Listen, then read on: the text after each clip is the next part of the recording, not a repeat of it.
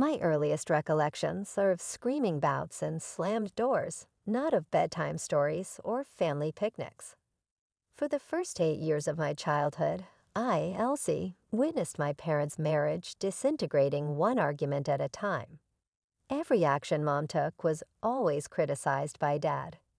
She spent too much money at the grocery store, the laundry wasn't folded properly, the food was too salty, and she was instilling terrible habits in me. No matter what she did, he would never be satisfied. He would yell, "You're totally useless, Sarah," his cheeks flushed with rage. "Can't you do anything right?" During these altercations, I would hide in my room and cover my ears with my hands, but their words would always pierce the walls. I could hear Mom sobbing in the bathroom after every argument, trying to drown out her sorrows with running water. Year after year, the trend persisted. The anxiety remained constant, like a storm waiting to erupt, even though some days were better than others. Dad was a successful corporate lawyer who used his position of power as a weapon at home. Dad never allowed Mom to forget that she was a stay-at-home mom who had quit her job as a teacher to raise me.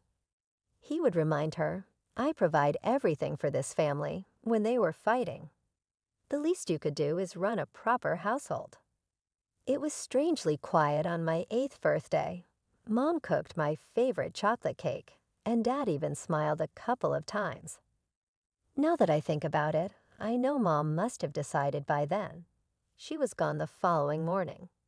There was nothing but a half-empty closet and empty drawers. No goodbyes, no note, no explanation. Dad went crazy, contacting everyone we knew and employing private investigators, but she had utterly disappeared. She failed to appear in court when the divorce process began. The judge revoked her parental rights and gave Dad sole custody. Wearing the blue dress my mother had purchased for me only a month earlier, I recall sitting in that courtroom wondering if she would show up out of nowhere and tell me everything. However, she never did. As we walked out of the courthouse, Dad held my hands so firmly that it hurt. "She's a traitor," he spat, clenching his jaw. "She is not necessary for us. She was never necessary to us." However, I did require her. I needed my mom to braid my hair in the mornings, to reassure me that everything would be all right, and to shield me from Dad's rage. Rather, I found myself alone with a father who now had me as the sole object of his rage. Dad made the decision to hire a nanny at that point. One evening, he declared, "I can't work and take care of a child. We need help around here. Here comes Maria Chen, who is young, attractive, and initially seems ideal. She made the finest chocolate chip cookies I'd ever tasted, was 26, and had a degree in early childhood education. I hoped that things would improve when she began working for us. I wasn't sure what was going on at first. When Dad and Maria thought I wasn't watching, they would exchange these strange little smiles. Occasionally, as if they were teens caught sharing notes in class, they would abruptly stop chatting when I entered a room. After Dad got home from work, Maria began to stay later and later.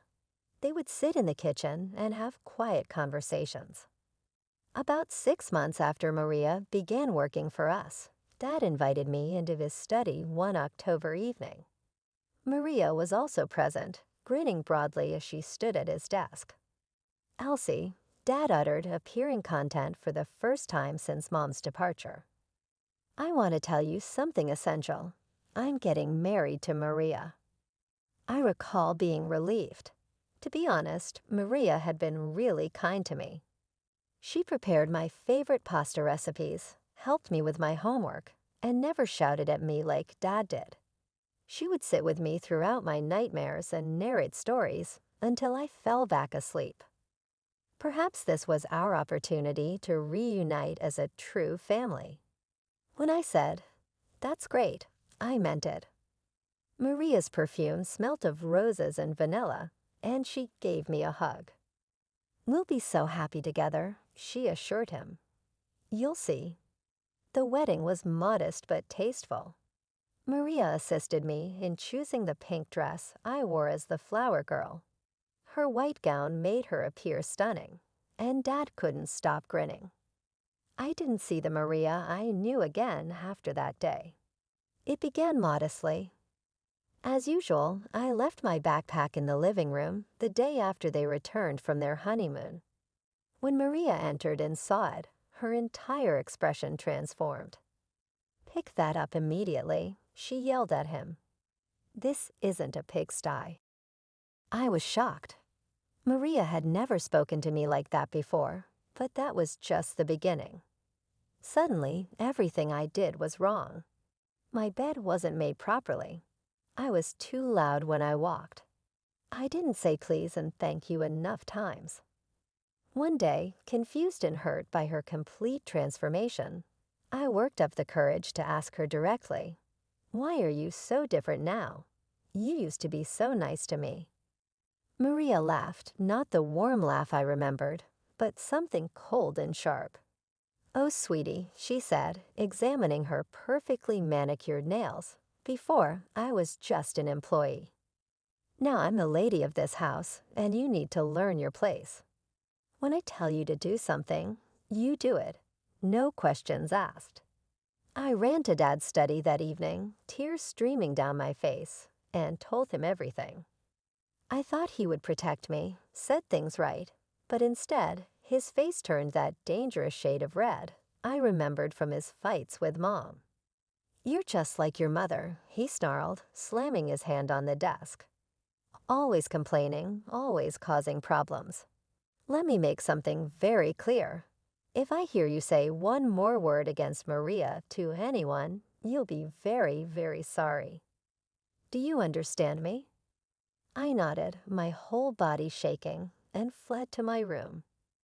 That night, I cried into my pillow until it was soaked through, wishing desperately for Mom to come back and save me.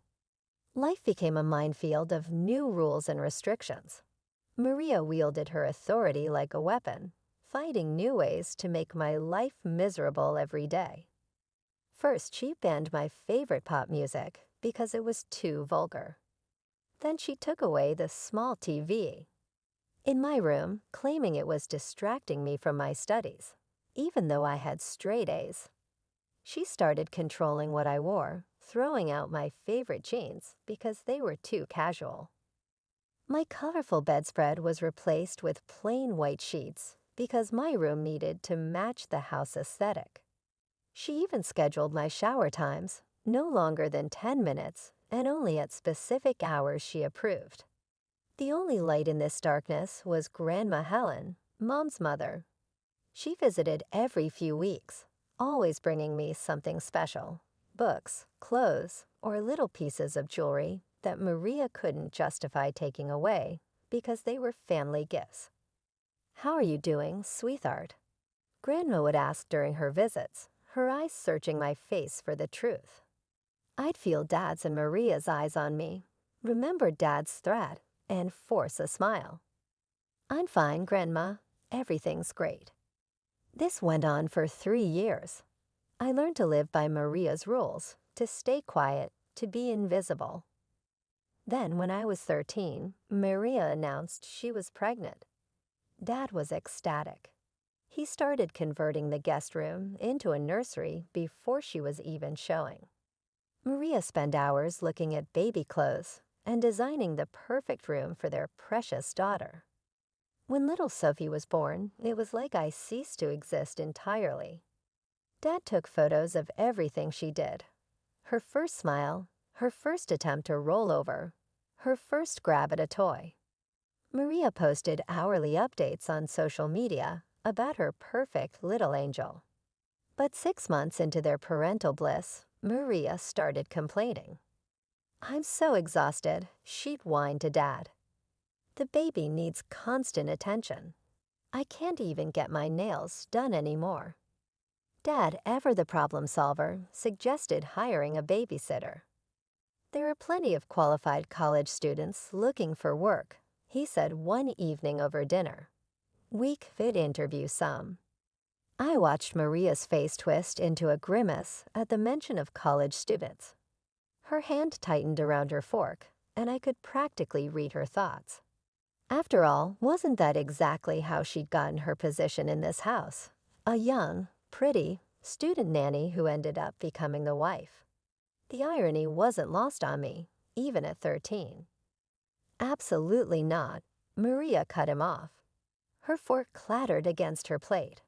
Her eyes narrowed as she looked at me across the table. We don't need to hire anyone. We have a perfectly capable babysitter right here. Dad followed her gaze and nodded slowly. You're right. Elsie can help out with Sophie. It'll be good for her to learn some responsibility. What started as helping out quickly turned into full-time, unpaid childcare. Every day after school, Maria would be waiting by the door, Sophie already in her arms. The moment I stepped inside, she'd practically throw the baby at me. She's been fed, but she'll need changing soon, Maria would say, already grabbing her designer purse. I have an appointment at the salon, or I'm meeting the girls for coffee, or whatever excuse she had that day. I loved Sophie. She was an innocent baby who didn't deserve to be caught in the middle of all this, but I was 14, trying to maintain my grades while essentially becoming a full-time nanny. Instead of doing my algebra homework, I was warming bottles and making baby food. Rather than working on my history project, I was changing diapers and singing lullabies. Maria would breeze in around 6:30, just before Dad got home, carrying takeout containers from expensive restaurants. I'm exhausted from cooking all day, she'd announce as Dad walked in, setting the food on the table. I'd be there still in my school uniform, Sophie on my hip, homework untouched. One day at school, I couldn't take it anymore. During lunch, I broke down and told my friend Amanda everything about being forced to watch Sophie every day, about not having time for homework, about Maria's lies to Dad. That's not right, Amanda said, her face serious. My mom works for Child Protective Services. This is exactly the kind of thing she deals with. I should have known better than to trust anyone. 2 days later, I was home with Sophie, trying to simultaneously feed her strained peas and read my English assignment when there was a knock at the door.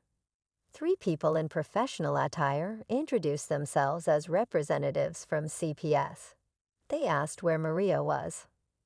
I told the truth at her weekly spa appointment. They looked around the house, took notes, asked me questions about my daily routine. Then they called my father.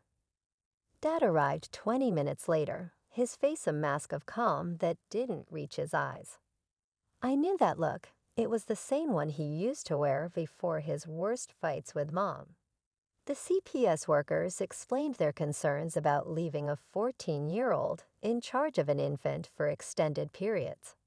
They issued a formal warning about negligent supervision and left their card. The moment their car pulled away, Dad exploded.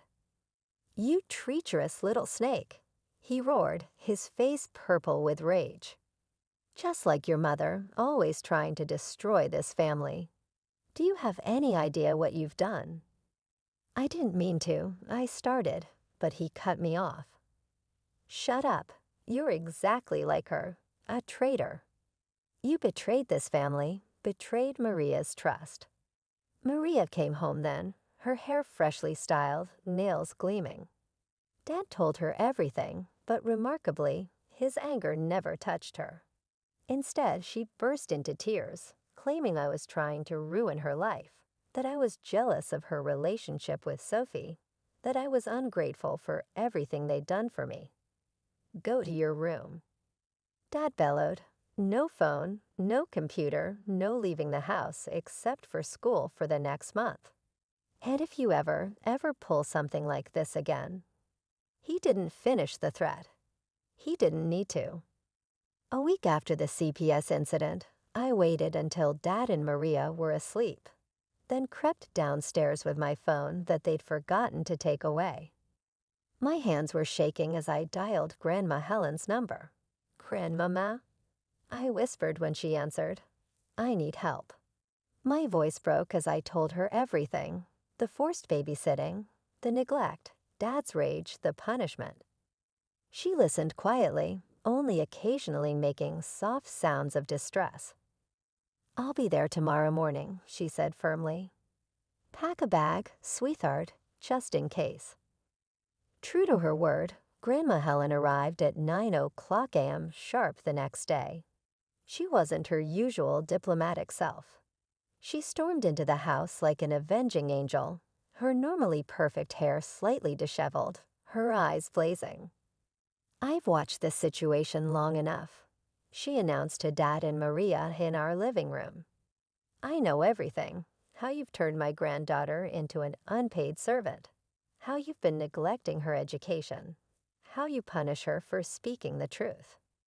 Dad started to protest, but Grandma cut him off. "I'm taking Elsie to live with me. You can either agree to this amicably, or we can let a judge decide after I show them the evidence I've been collecting." "You can't just take her," Dad spluttered, but I noticed Maria's expression shift. She touched Dad's arm gently. "Maybe," she said softly, "maybe it would be better for everyone. We could focus on Sophie, and Elsie would have more opportunities with Helen." I could see the wheels turning in Dad's head as Maria continued to whisper persuasively in his ear. Within an hour, he agreed to let me go. Grandma's house, or rather mansion, was like something out of a dream. Located in the wealthy part of town, it had a sweeping driveway, manicured gardens, and more rooms than I could count. My bedroom was bigger than our entire living room at Dad's house, with a window seat overlooking the rose garden. "This is your home now," Grandma said, helping me unpack. "You can decorate it however you like." I transferred to Winchester Prep, where I quickly made real friends for the first time in years. No one there knew my history, and I could just be myself, not the unwanted stepdaughter, not the unpaid babysitter, just Elsie. On my 16th birthday, Grandma called me into her study. She was sitting behind her antique desk, looking more serious than usual. "I set up a college fund for you," she announced. "It should cover tuition at any university you choose. Harvard, Yale, Stanford, where do you want to go?" That night, I stayed up late studying for my AP biology test. For the first time in my life, I wasn't just studying to escape my reality. I was studying for my future. I found the photo album by accident while helping Grandma reorganize her office a month after the conversation about college. It was leather-bound, tucked away on a high shelf behind some financial records. When I opened it, my mother's face stared back at me, younger, happier, in pictures I'd never seen before. My heart started racing as I flipped through the pages. There she was at my age, then at her high school graduation, then at what looked like her college years. She looked so much like me, it was startling. The same dark hair, the same smile, even the same way of tilting her head in photos. "Grandma," I called out, my voice trembling with sudden hope. "Look what I found." Grandma came into the office and froze when she saw what I was holding. "We should contact her," I said, the words tumbling out before I could stop them. "Now that I'm living with you, Dad can't stop her from seeing me anymore. She doesn't have to be afraid of him. We cold." "Elsie," Grandma interrupted softly, and something in her tone made my stomach drop. "There's something you need to know." She walked to her desk and opened her laptop, clicking through folders until she found what she was looking for. "I should have told you this sooner, but I was trying to protect you." "Protect me from what?" I asked. Grandma took a deep breath. "The day after your mother left, I emailed her. I knew where she was. She contacted me briefly before leaving. I told her she needed to come back for you, that she couldn't leave you with your father. I promised to help her financially, to support both of you, to do whatever was necessary to keep you both safe." My hands were shaking now. What did she say? Instead of answering, Grandma turned the laptop toward me. The email was dated one day after Mom left, and it was short. "Mom, don't contact me about Elsie again. I don't want her. I never have. I never loved her. She was just a chain keeping me tied to that house, to that life. I don't care what happens to her. She's Robert's problem now. Sarah." The words blurred as tears filled my eyes. I read it again and again, trying to make them say something different, but they remained the same, cold, cruel final. "I saved it," Grandma said quietly. "I thought someday you might need to know the truth." I closed the photo album slowly, my mother's smiling face suddenly seeming like a mockery. All these years, I'd imagined her forced away by Dad's cruelty, too afraid to contact me, perhaps watching me from afar and loving me in secret. But the truth was simpler and far more brutal. She'd never wanted me at all. All the next 2 years were the happiest of my life. I got accepted to Princeton with a perfect GPA and spent my weekdays immersed in my studies, making new friends, and building a life for myself. Every weekend I'd call Grandma Helen, and during holidays and vacations, I'd return home to her. "Tell me everything," she'd say as we shared tea in her garden. I'd talk for hours about my classes, my friends, my dreams for the future. Then halfway through my sophomore year, Grandma got sick. It started with what seemed like a simple cold, but quickly turned into something much worse. The doctors discovered stage 4 lung cancer already spread throughout her body. They gave her 6 months. She fought hard, never losing her dignity or her sharp wit, but the doctors were right. I spent that summer break by her bedside, watching her slip away. She died on a quiet Tuesday morning in August, holding my hand and telling me how proud she was of me. The funeral was well attended. Grandma Helen had been a pillar of the community, and people came from all over to pay their respects. Business associates, charity board members, friends from her social clubs, distant relatives I barely knew. They all came to say goodbye. But 3 people were conspicuously absent: my mother, my father, and Maria. Not that I expected them to come, but their absence felt like one final confirmation of how completely they cut themselves out of our lives. 2 weeks after the funeral, I received a call from Mr. Patterson, Grandma's notary, asking me to come to his office for the reading of the will. When I arrived, I found someone I hadn't seen in over a decade: my mother. She was with a man who looked about 5 years younger than her, dressed in an expensive but ill-fitting suit. She barely glanced at me when I walked in, though I caught her checking her watch repeatedly as she urged Mr. Patterson to get on with it. The reading itself was brief but devastating, at least for her. Grandma had left me her house, all of her jewelry, and the bulk of her fortune, $700,000. My mother received $100,000 and nothing else. This can't be right. My mother burst out, her composure finally cracking. Tears streamed down her face, smearing her perfect makeup. "I'm her daughter. I have debts to pay. I need that money." The younger man with her shifted uncomfortably in his chair as she continued to sob and plead, claiming she was entitled to more, that it wasn't fair, that she needed help. I stood up without a word and walked out, her cries following me down the hallway. The next morning, I was in Grandma's study, my study now, sorting through decades of documents. The doorbell rang around noon. When I opened the door, my mother stood there, wearing a different designer outfit than yesterday, but the same desperate expression.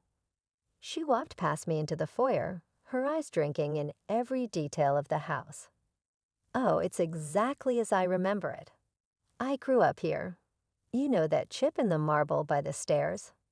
That's from when I was 7 and dropped my roller skates. Why are you here? I asked, closing the door but not moving from it. She ran her hand along the banister. I miss this place. I miss you. We have so much catching up to do, don't you think? Mother and daughter finally reunited. I almost laughed at the absurdity of it. 12 years. It took you 12 years to miss me. I know I made mistakes, she said, her voice taking on a pleading tone. I was young, trapped in a horrible marriage with your father. I wasn't thinking clearly. She moved into the living room, settling onto the couch as if she belonged there. Actually, sweetie, I was hoping we could help each other out. I'm in a bit of a financial bind right now, and this house is so big for just one person. No, I said firmly. You can't live here. Not now. Not ever. Then the mask of maternal care fell from her face. Elsie, I'm your mom. You cannot simply abandon me to the streets. You were born to me. I said, and then you abandoned me in a firm voice. You left me with a toxic father that you knew existed. You never gave me a call, sent me a letter, or asked how I was doing. She hesitated a little, but got back up fast. You're unaware of the complexity of grown-up relationships. I'll make sure everyone knows what a cruel, heartless daughter you are if you abandon me now. I'll let them know that you're abandoning your own mother. I took a stroll to the study, got my laptop, and went back. Oh, look, I'll show them this if you tell everyone. Grandma had stored the email for years, and I opened it. I'm not interested in her. Never have I read out loud. I never loved her. No, she is Robert's issue.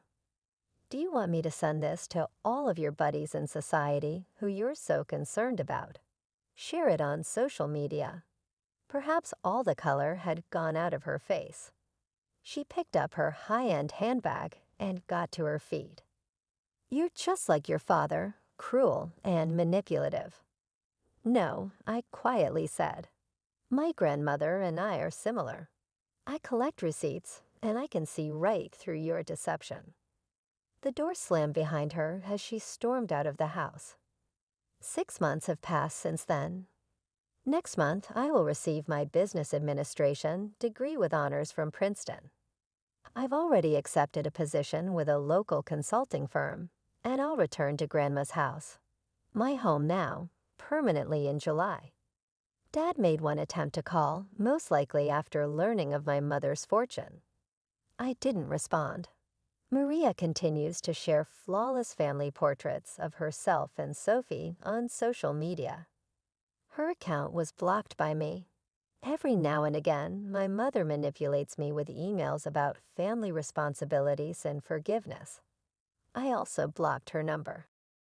I disagree with those who claim that you cannot pick your family. I'm choosing to respect Grandma's heritage by choosing me when my own parents refuse to. Next month, I'm modernizing the house while preserving all the items that held great meaning for Grandma. Tucked away in her desk drawer, I discovered yesterday a letter Grandma had written to me prior to her passing. Remember, she said, how you choose to move on determines your worth, not who left you. You are more loved than you will ever know, brighter than you think, and stronger than you realize. She was correct. I'm done allowing the past to dictate my future because it is the past.